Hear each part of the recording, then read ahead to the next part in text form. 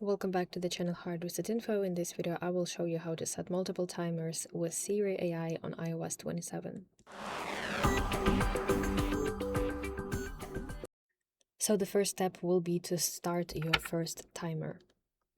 Set timer for 5 minutes. Then you want to immediately say, set another timer for 5 minutes. Set one more timer for 5 minutes.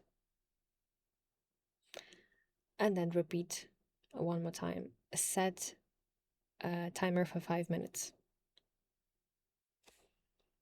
Okay, and if I go back to my clock application, you will see that I have here 3 timers going at the same time.